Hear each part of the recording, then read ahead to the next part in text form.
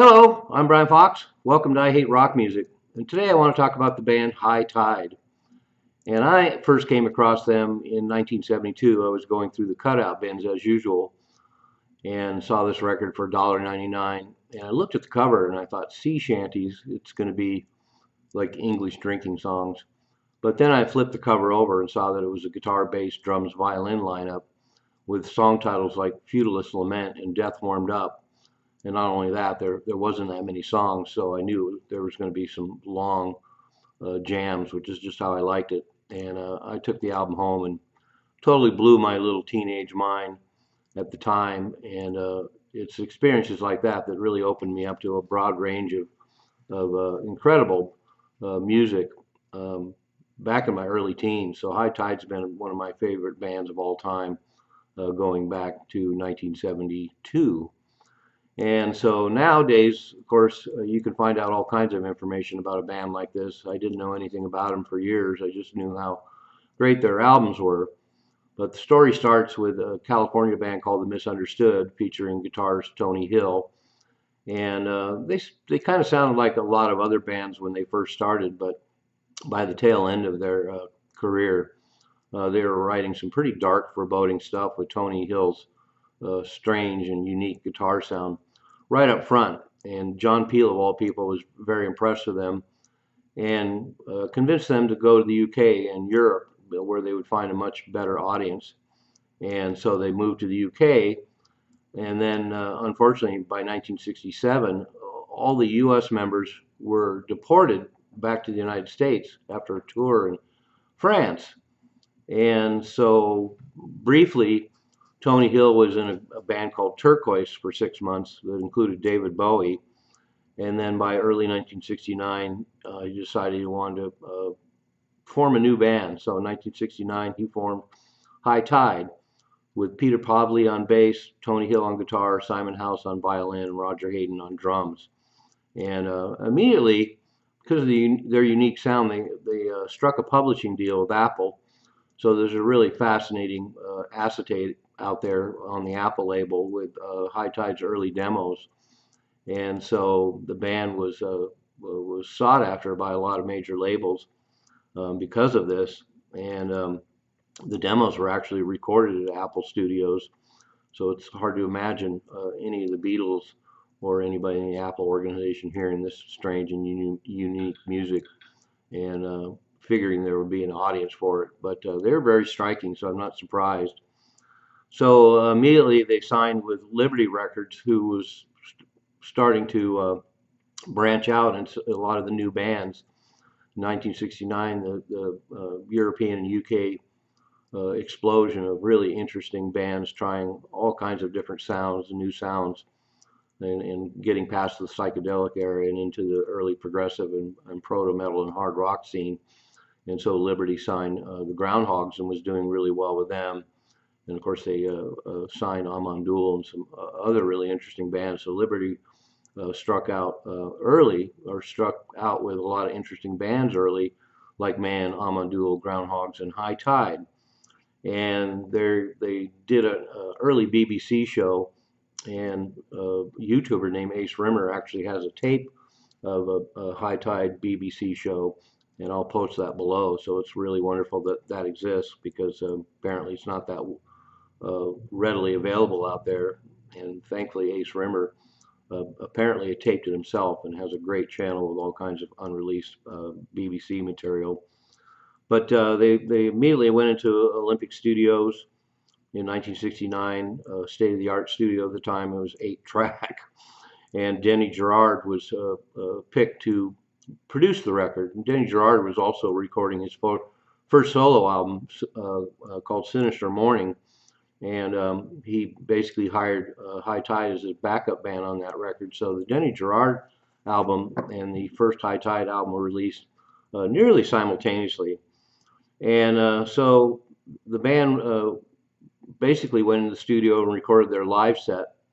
And it took about 4 months to record the album. And they did some memorable bills. There's one bill where and this is 1969, Edgar Broughton Band, Groundhogs, High Tide, and Sweet Slag. And Sweet Slag are a really amazing band too. So to imagine all four of those incredible bands on one bill is really, really astonishing. And sadly, those days are gone.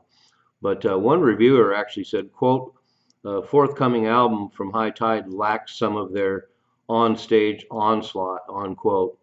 And that's really hard to believe because apparently the album was basically their set recorded live in the studio, and it is just a complete din. Um, Tony Hill's guitar has distortion, unbelievable amount of distortion. He's great use of wah-wah. And Simon House actually used a wah-wah on some of the violin parts as well, but really astonishing sound, Middle Eastern melodies, very modal. There really isn't any hint of blues per se. A lot of jazz chords. The structure of the songs are really complex. It's hard to even imagine how they learned a lot of this stuff, particularly when you hear one song called "The Great Universal Protection Racket," which they recorded at those sessions and wasn't released at the time. And thankfully, with today's CDs, it's available as a bonus track. And it's really astonishing. About 12 minutes long, and it just morphs and changes all through it. When you first hear it, you think it's a jam, but apparently it was all written out. And the fact that they could learn something that complex and play it at will really boggles my mind. And I have to say that the album Sea Shanties, released in October 1969, is one of the most stunning debuts of 1969. Completely original, unique sound, right up there with King Crimson's In the Court of the Crimson King. And the fact is that a band doing music with violin was pretty unique at the time. Of course, John Cale dabbled with violin with the Velvet Underground, but it wasn't until 3 or 4 years after High Tide recorded that a lot of bands started using violin. Of course, the Flock, and then Kansas, and bands like that. But they certainly didn't have anywhere near the power and the originality and the complete overload that High Tide has. And also interesting to listen to the work on sea shanties because a lot of times the violin is providing the rhythmic basis, and then Tony Hill is doing his incredible guitar work over the top.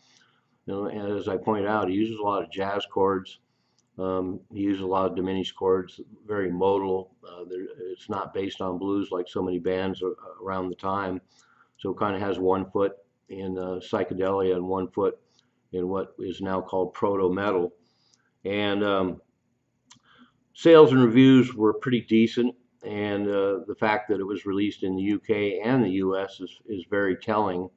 It's hard for me to imagine there was that great a response in the US, and obviously one of the reasons why I found it in the cutout bins.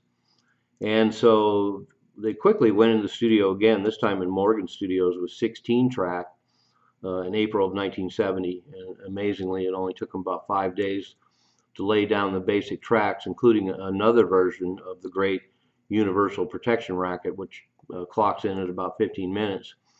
And one of the things that's striking about the second album, and of course I have to add that I had no idea there was a second album most of my life. I think it was probably about 10 years later that I found out they actually had a second album that was never released in the United States. And quite an improvement overall. I mean, I love the complete insane din of sea shanties, but by the time they get to the second album, it's much more better recorded. And you can really, there's a big distinction between the instruments, a lot of clarity, and you can tell what great players they are. On sea shanties, it was just such a wall of sound, just completely overwhelming that a lot of times it's really hard to tell what everybody's doing. And it's so concentrated and so powerful. But on the second album, there's a lot of clarity. The arrangements are even more complex, and they bring in a couple new elements. There's a little bit of a folk influence, and they also integrated organ, piano, I hear some mandolin there and more acoustic guitar, so there's a lot more textures, a lot more colors, but only 3 songs. And they also became more melodic with the second album.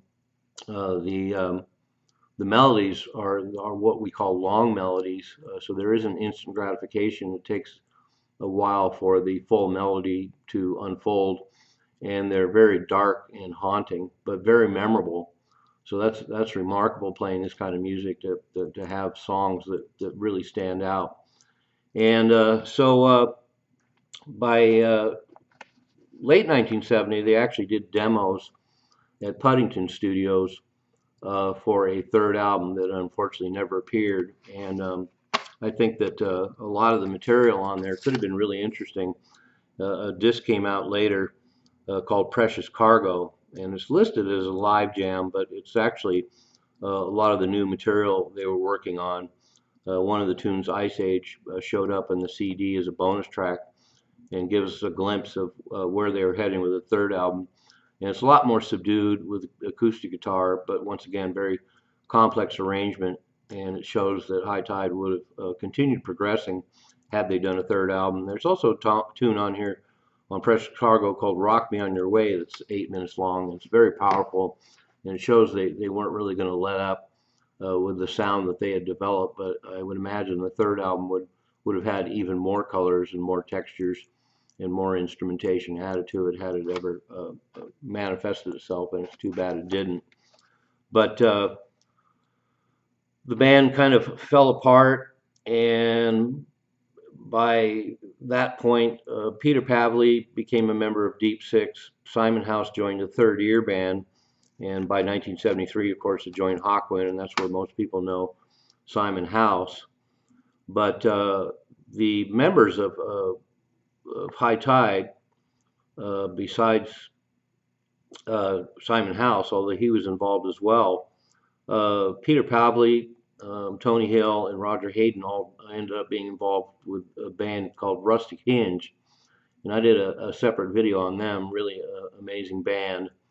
That's where they hooked up with drummer Draken Thieker, who had played with the Arthur Brown Group. And in fact, several of the members of Rustic Hinge had played with the Arthur Brown Group. And so they all ended up with Rustic Hinge, which is really one of the weirdest bands. And I could say that with full confidence, even in the midst of all the strange bands that were coming out of UK at the time. Rustic Hinge were one of the most peculiar, very decided, strong Beefheart influence, and there's been a lot of criticism over the years that they were just kind of a Beefheart ripoff band. But when you hear the material, it's definitely got a lot more going on that's just being Beefheart influenced. But very fascinating that High Tide has a connection with Rustic Hinge as well.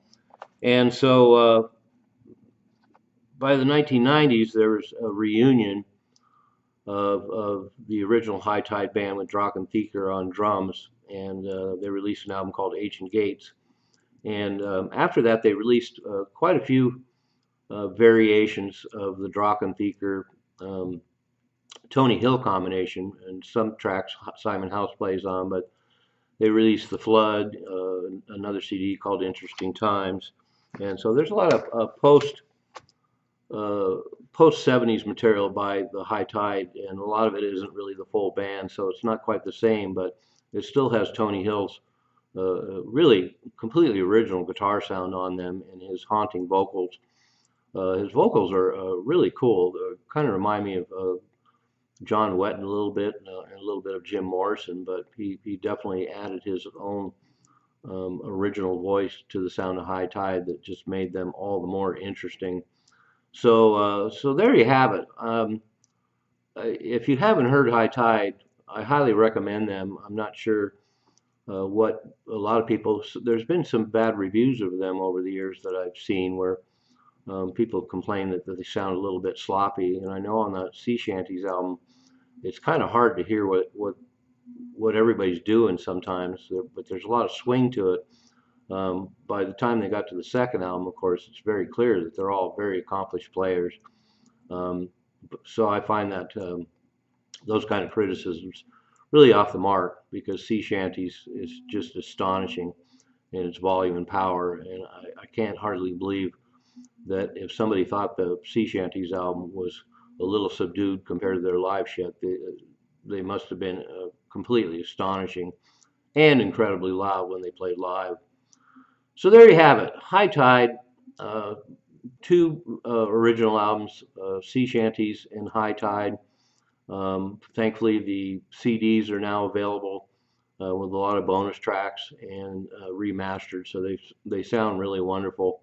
And I'll put some links below so you can check them out if you've never heard them. Because if you haven't, brace yourself. They're really before them and after them. There's never really been a band quite like High Tide, and very deserved to be one of my favorite bands of all time.